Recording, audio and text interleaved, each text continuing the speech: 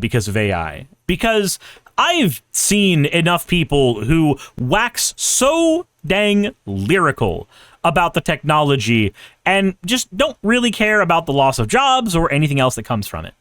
But apparently Sam Altman, who's the CEO of OpenAI, has a dystopian vision for it as well, which is spooky. But we got something else that isn't as spooky. It depends on who you are.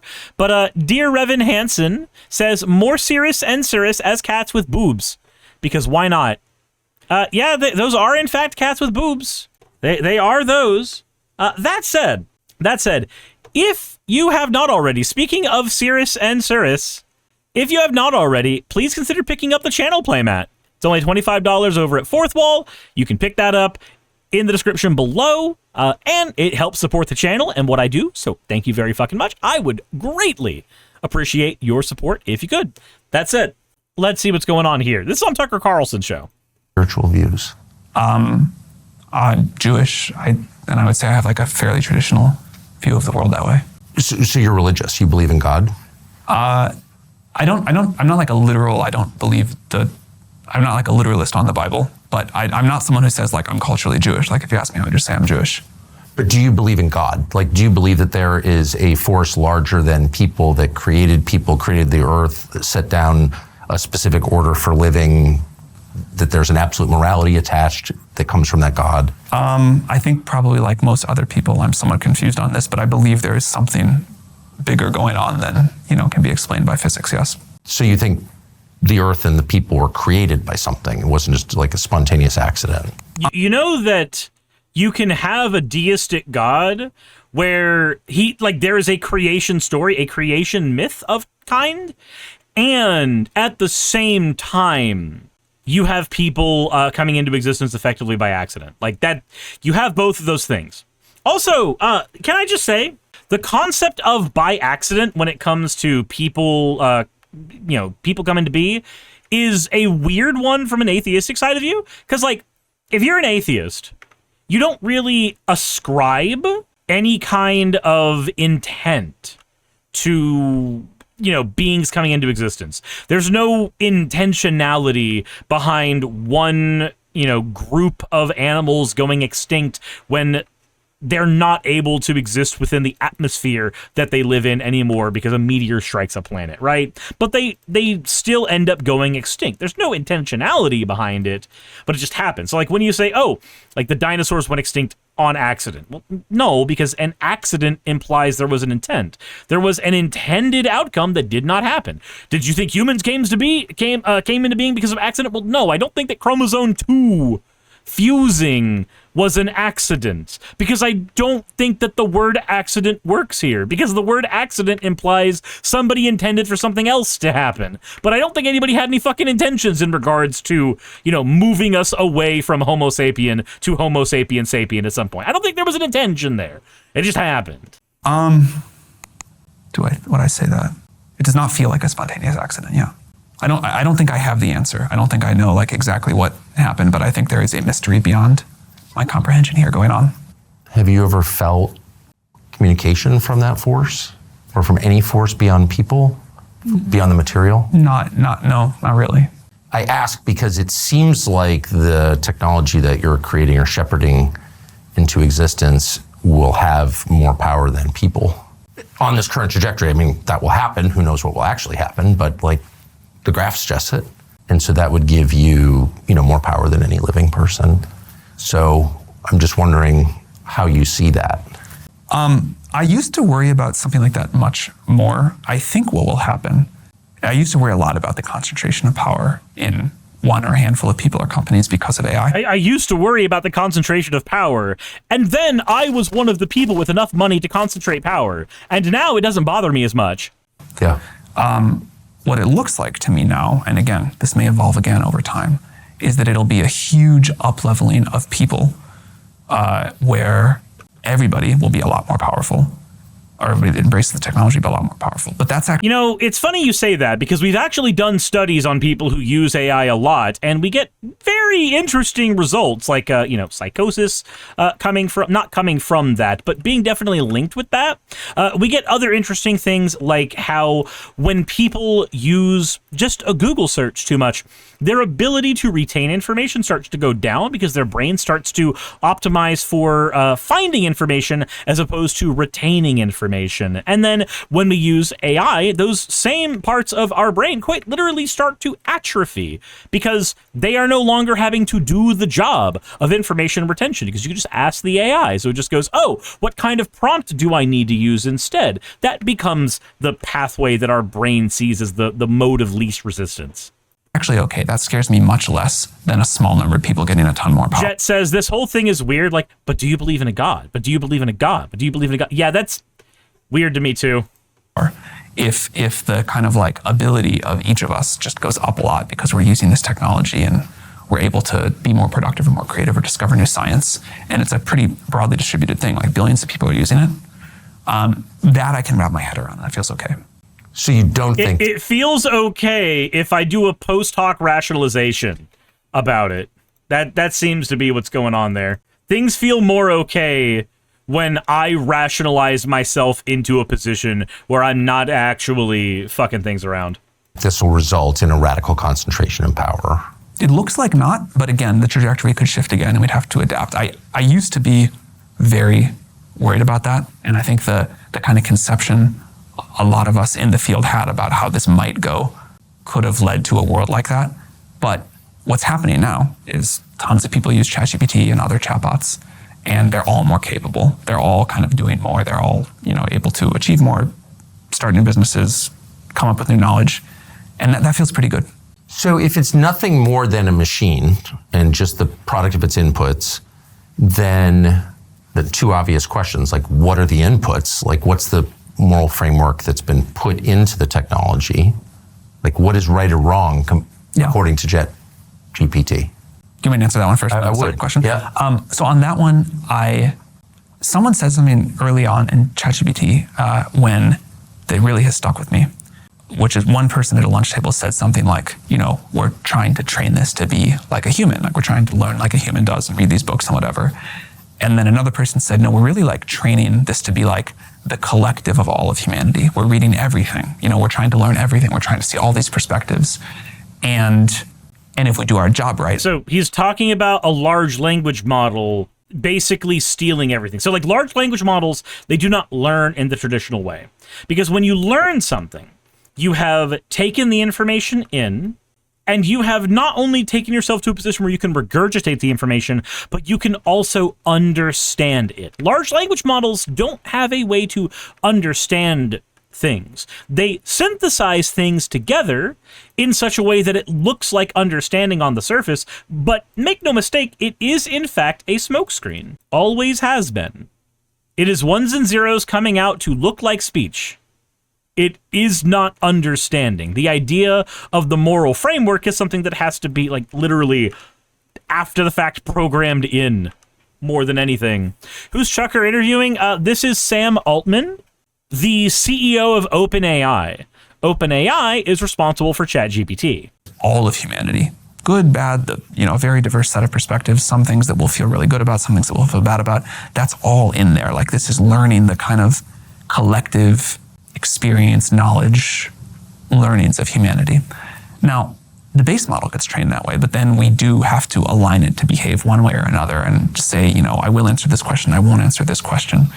And we have this thing called the model spec where we try to say, here are the rules we'd like the model to follow. It may screw up, but you can at least tell if it's doing something you don't like, is that a bug or is that intended? And we have a debate process with the world to get input on that spec. We give people a lot of freedom and customization within that. There are, absolute bounds that we draw, but then there's a default of if you don't say anything, how should the model behave? What should it do? How should it answer moral questions? How should it refuse to do something? What should it do? And this is a really hard... it's funny because I remember Grok answering that question by calling itself Mecha Hitler. Now, obviously, Sam Altman's not responsible for Grok. That is the brainchild of Elon Musk. But still, we've seen what happens when that goes off the rails. Hard problem. We have a lot of users now, and they come from very different life perspectives and what they want. But on the whole, I have been pleasantly surprised with the model's ability to learn and apply a moral framework. But what moral framework? I mean, the sum total of like world literature or philosophy is at war with itself. Like the Marquis de Sade is, like nothing in common with the Gospel of John. Right. So like, how do you decide which is superior? That's why we wrote this like model spec of here's how we're going to handle these cases. Right, but what criteria did you use to decide what the model is? Like who decided that? Who did you consult? Like why is the Gospel of John better than the Marquis de Sade? We consulted like hundreds of moral philosophers, people who thought about like ethics of technology and systems. And at the end, we had to like make some decisions. The reason we try to write these down is because A, we won't get everything right. B, we need the input of the world. And we have found a lot of cases where there was an example of something that seemed to us like... To quote Hoots, if you think AI is good at something, it's probably something you suck at too. Yeah, if you're decent in SEO, you can see how AI sucks at doing SEO. If you're decent at artwork, you can see how the AI sucks at doing artwork. A fairly clear decision of what to allow or not to allow, where users convinced us like, hey, by blocking this thing that you think is an easy decision to make, you are not allowing this other thing, which is important, and there's like a difficult trade-off there. In general, the attention that... So a principle that I normally like is to treat our adult users like adults. Very strong guarantees on privacy, very strong guarantees on individual user freedom, and this is a tool we are building. You get to use it within very broad framework. Within a very broad framework. On the other hand, as this technology becomes more and more powerful, there are clear examples of where society has an interest that is in significant tension with user freedom. And we could start with an obvious one, like, should ChatGPT teach you how to make a bioweapon? Now, you might say, hey, I'm just really interested in biology, and I'm a biologist, and I want to, I'm not going to do anything bad with this. I just want to learn, and I could go read a bunch of books, but ChatGPT can teach me faster, and I want to learn how to, I want to learn about, like, novel... Okay, so I disagree with that, because ChatGPT can give you spark notes for a book. Like, that is a thing it can do. But I don't know if that means that ChatGPT is going to be teaching you faster than the book would. Because part of learning something is not only being able to regurgitate the information, but be able to use it and apply it. If ChatGPT gives you the spark notes on a book about talking to people, does that mean you're going to be able to apply all that information? Or are you going to have a better chance at applying that information when you sit there and slowly digest that book over time? It feels like going to the gym, right? 12 reps on a machine are not the same thing if you do those reps as fast as possible. Doing really fast plosive reps is very different from slowly doing your reps so that you can get the maximum yield from that exercise. Anybody who has gone to the gym can tell you that unless you are just trying to tone, if you're actually wanting to build useful muscle, slowly doing your reps on the machine yields better results than doing it quickly. And I think that works for every muscle in the body, including the brain. Getting something done quickly, getting all the information as fast as possible, is not the same thing as truly learning it. And the amount of time you have to take to do the extra steps to get to the point where you've truly learned something by reading the spark notes is almost the same amount of time it would have taken you to just read the goddamn book. And when I'm saying spark notes, I'm meaning the spark notes as regurgitated by ChatGPT. Because that's what it's going to do. Virus synthesis or whatever.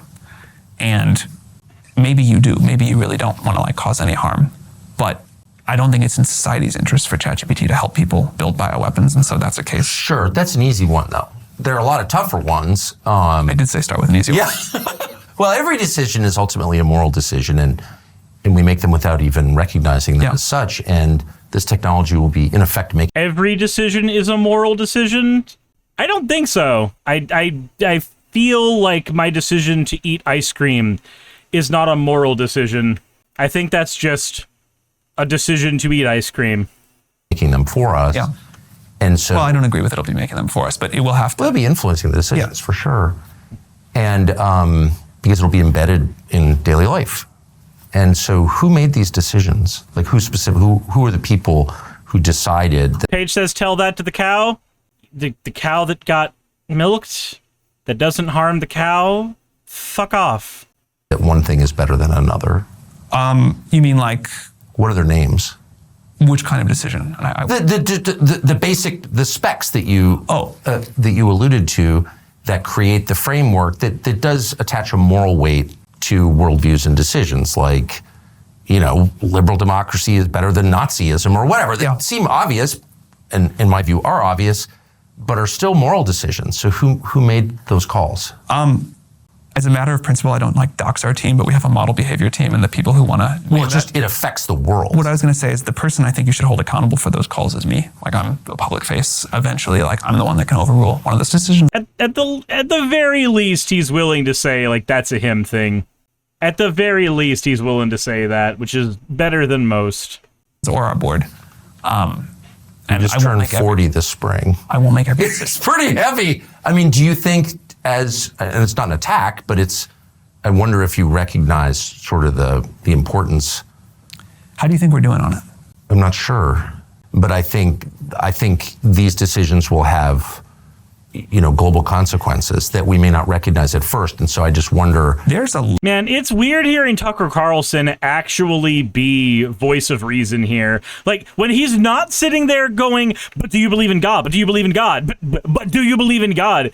He actually has a pretty decent framework here a little bit. Do you get into bed at night and think, like, the future of the world hangs on my judgment? Look, I don't sleep that well at night.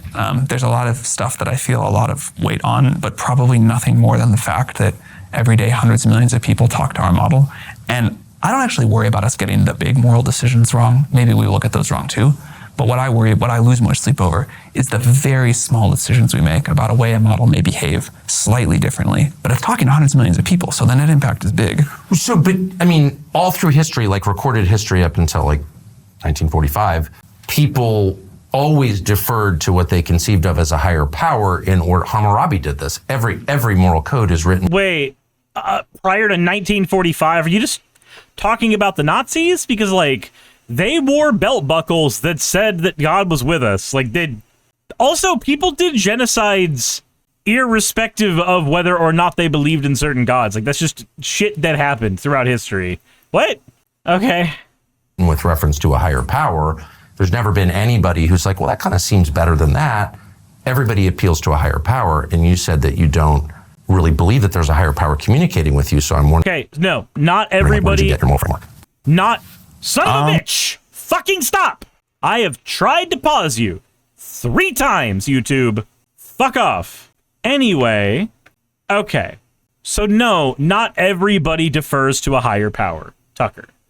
You know that. Atheists exist. I mean, like everybody else, I think the environment I was brought up in probably is the biggest thing. Like my family, my community, my school, my religion, probably that. Framework.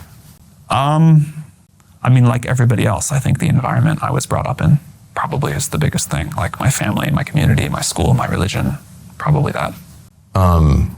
Do you ever think, I think that's a very American answer, like everyone kind of feels that way. But in your specific case, since you said these decisions rest with you, that means that the milieu in which you grew up and the assumptions that you imbibed over years are going to be transmitted to the globe, to billions of people. That's like a big thing. I want to be clear. I view myself more as like I think the world, like our user base is going to approach the collective world as a whole. Mm-hmm. And I think what we should do is try to reflect the moral, I don't want to say average, but the like collective moral view of that user base.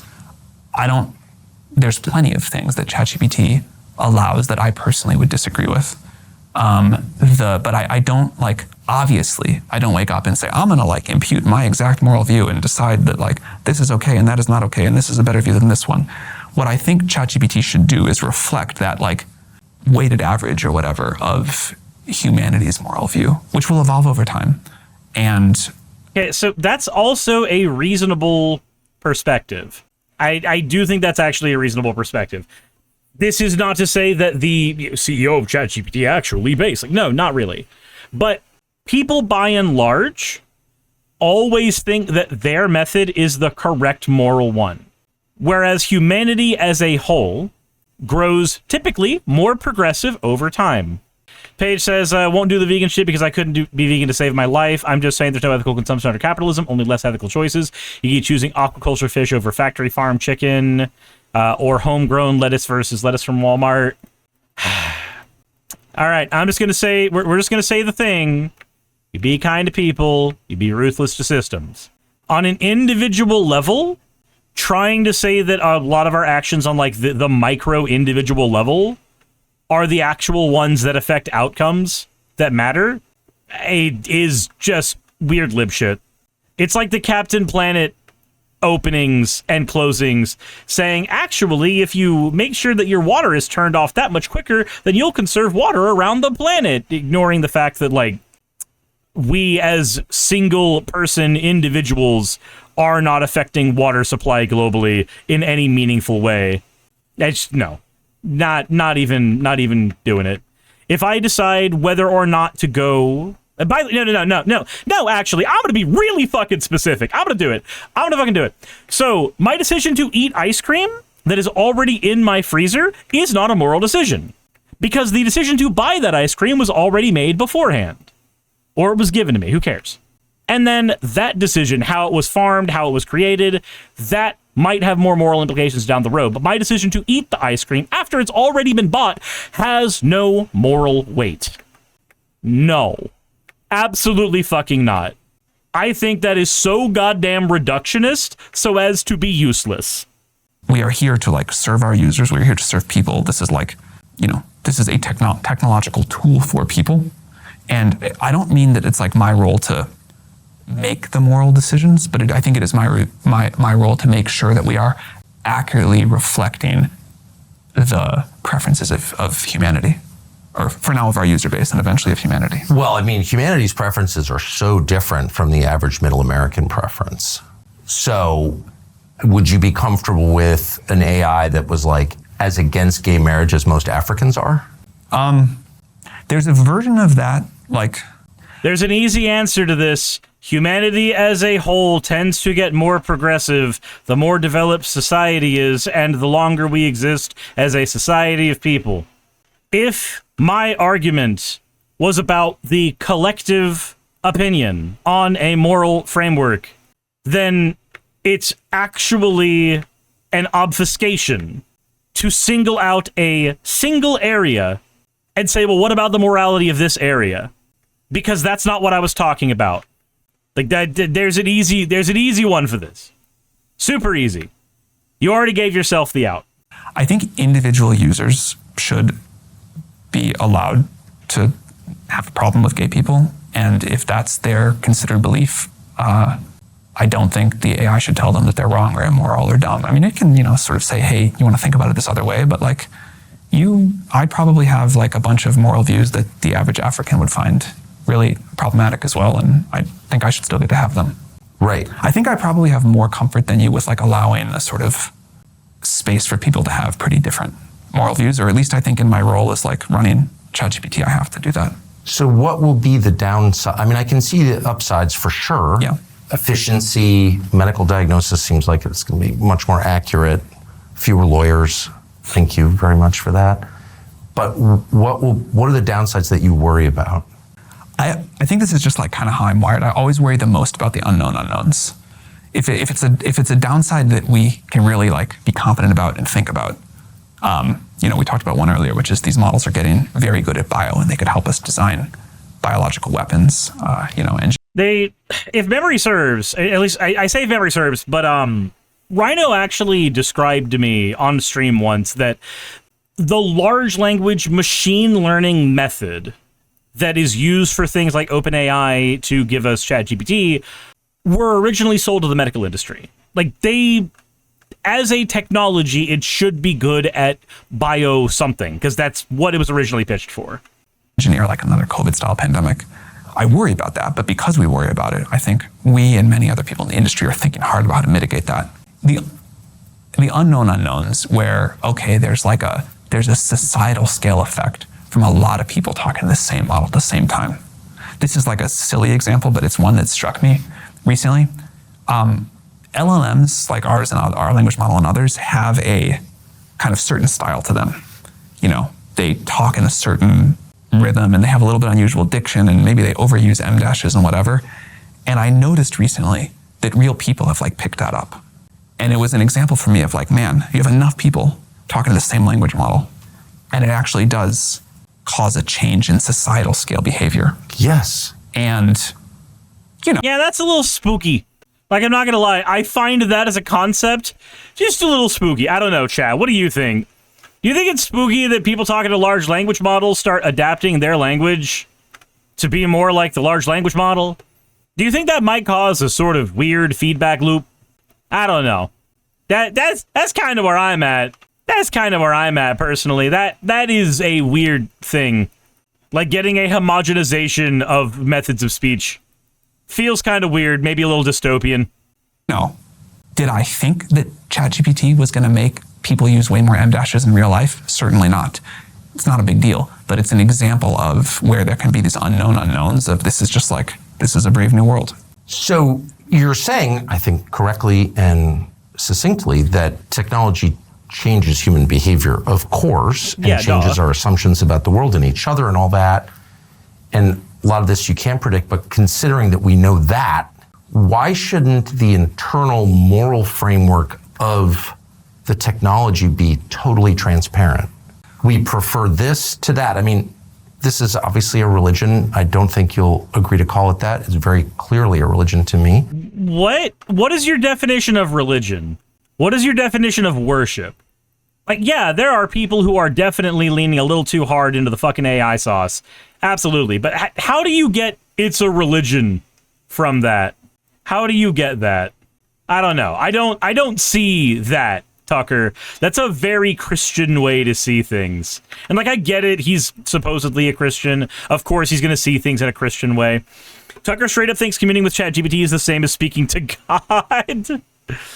Ay, oi, oi. ChatGPT, large language models in general, are a tool. People who argue they are anything other than a tool are really fucking weird. It's a tool. Now, there are certain tools that I do not think people should have access to for moral reasons. A nuclear bomb is a tool. What is the tool's purpose? Destruction and eradication of human life. Do I think people should have access to nuclear bombs? Absolutely fucking not. I am opposed to that. 100%. When I call something a tool, people seem to have this idea that, like, I'm saying that ChatGPT is equivalent to a wrench. No. Guns are tools, and I don't think everybody should have access to guns. The purpose of ChatGPT, as sold to people, is an assistant. It's a billion things, actually, depending on who you are, but it's supposed to be sold as an assistant. For the company, though, who is providing the service of ChatGPT, what is it actually? It is a data scraping monster that crawls the web and amalgamizes all of the knowledge it possibly can into a fucking homunculus that barely gets things right. Page says, the sycophancy of LLMs has have negative effects on the mental health of certain people. The channel More Perfect Union discusses as much in a recent video. Oh, absolutely. Absolutely. But I wouldn't call it a religion. I would use exactly the word that you used, Paige. Sycophancy. Because it looks less like religion and more like cult behavior. Barry Black says bombs are only useful to the wrong people. Are you saying if you had the use of the bombs, you would only throw them on the correct people and property? Dark Excalibur says, honestly, AI is a lot like the religious folkloric concept of a demon. It's made of many voices, but it speaks in one voice. It tells truths and lies with equal ease. Honestly, I hadn't thought about it like that. I had not considered that perspective there, but that is technically true. As Vox would say, trust me, just me. By the way, I am caught up on Has Been Hotel, and I'm not liking Season 2 as much as I liked Season 1, but it's really hard to top Season 1. I am liking it so far, though, still. We're getting, 8 episodes? So we have 2 more episodes to go before the season's over. I'll be interested to see how things go. That's not an attack. I actually would love, I don't take that as an attack, but I would love to hear what you mean by that. Well, it's something that we assume is more powerful than people. Did anybody assume it was more powerful than people? What? And to which we look for guidance. I mean, you're already seeing that on display. What's the right decision? I asked that question of whom? My closest friends, my wife, and God. And this is a technology that provides a more certain answer than any person can provide. So it's a religion. And the beauty... No, it's not. That's not... The ability to provide an answer does not make something a religion. By that definition, Wikipedia is a religion. I don't think anybody is worshiping Wikipedia like a fucking religion, my guy. At least not outside of Rule 34. I'm sure you can find some weird shit there, personally. See, if anyone spoils anything about it before I can watch it this weekend, I will fight people. Look, I am not going to spoil anything about the current season.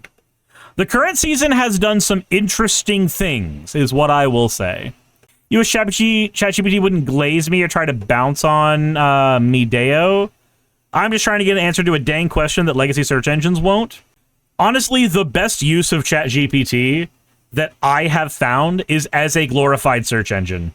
I've used it when I cannot locate a video that I know for a fact I remember, and it's better at taking the information when I'm like describing what the video is. It's better at finding that video than me pouring hours and hours and hours of research into trying to figure out where that video is. It's a glorified search engine. And there's nothing inherently wrong with it being a glorified search engine. I just wish that it wasn't destroying the fucking environment. I wish that it wasn't using up all of the water in various states. I wish that it wasn't raising everybody's power bills to a point where they weren't able to afford it. And I wish that it wasn't being sold as the next best thing to sliced fucking bread. Axo says it's also not new tech. Google Assistant existed before this. I mean, yeah, it's not new tech. But you can argue that most technology now is not new tech. Like, the Nintendo Switch is not new tech.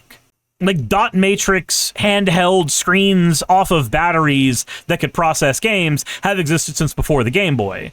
But the Nintendo Switch is still an iterative and good thing.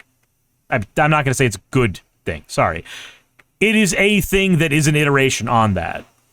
Like, ChatGPT is an iteration on earlier machine learning. But it also has a power consumption that rivals what Google Chrome does to your goddamn RAM. Which is in and of itself scary and kind of fucking problematic.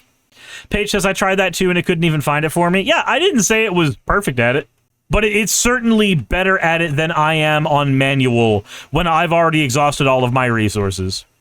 Thank you for redeeming your points for a hydrate, Barry. I appreciate it. Let me get that real quick.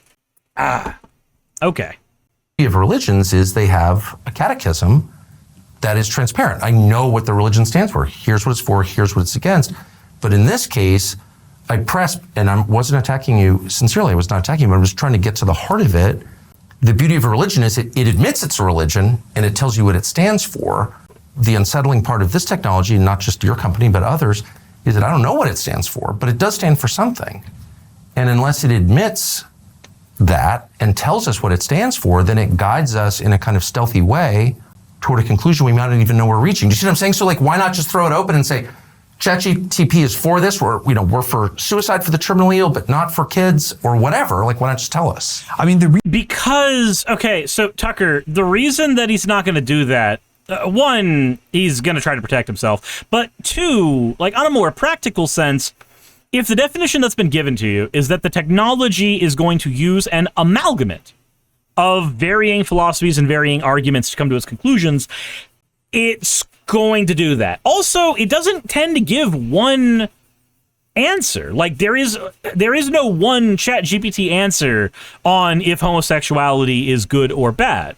It's going to use a combination of all of your previous inputs and the inputs it has scraped at that time, which means its answer is going to vary day by fucking day. That is one of the problems of the technology, is that there are certain things that do not change day by day, like whether or not it's okay for your fellow man to, I don't know, fucking breathe. And yet it can give different outputs on that depending on what it has received as inputs. Jiminon says the AI tech we have right now is like 50 years old. The only difference is that we now have much better computers and companies willing to spend billions on them. Yep. Once upon a time, we had a colloquial version of this technology that everybody understood and played around with, and it was Cleverbot.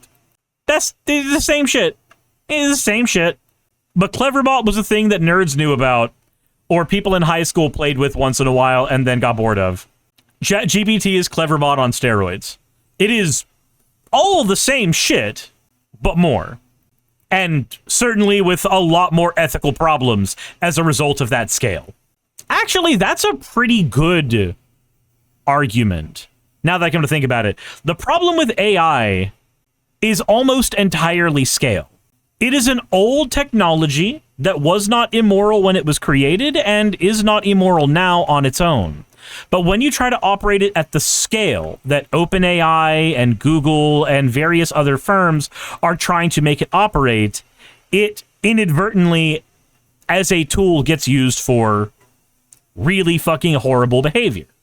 It steals stuff from the internet as part of its as part of its training data, so it can try to synthesize an amalgamate of it to spit it out at you. It does not gain its resources ethically because it is made for a scale where it could not function without gaining those resources ethically. Axis is also the stealing of art. Well, yes, exactly. That's what I'm talking about. The stealing of art is 100% the side effect of the scale of AI. Having a small image generation tool, which is trained on an individual artist's inputs that they consented to, is a technology that we have had access to for a while.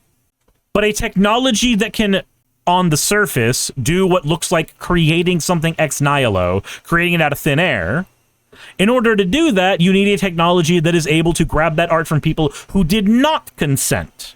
In order to not create, AI doesn't fucking create, but in order to synthesize things at such a scale that everybody can get what they want out of it, as opposed to hyper niche iterations of things that the technology was already doing beforehand. In order to produce those outputs at scale, it has to have information at scale. But there is no way to get the information at that scale currently without violating 10 billion copyright agreements. I think that may be a video that I need to do some more research on, because that idea literally just came to me, and I want to know in the comment section if that idea has salience, if that works. People who are better at philosophy than I am, I want to know y'all's opinions on that. And I'm perfectly okay being wrong, and I'm perfectly okay having the argument back and forth. But I think the problem of the technology, as of literally like 10 minutes ago, is a problem of scale. It should not have to operate at scale, and there are plenty of ways to acquire materials in a way that is ethical to create something that does what ChatGPT does. But the current way that AI operates at the scale that it operates, it doesn't force business owners to engage in unethical decisions, but the end result has nonetheless been that. So I don't know. I'll end this video on that one. Let me know what y'all think of that, because I could be entirely incorrect. But that's kind of where my brain is leading me. Hey, you made it to the end. I want to give an extra thanks to the patrons who allow me to do this full time. I want to thank Aaron Rail, Astral, Britzkrieg, Jemshin, Poundini, Red Joker, Victoria, Jonas, Craig, Tarika, Fireshard, Smiling GM, John, Dren Hadamada, Creeper, Sagitta, you know I'm not saying that last part, Valis of Seraph, Ottoman Angel, Rooster Rachel, and Fire Panda, who are all my $20 and up patrons.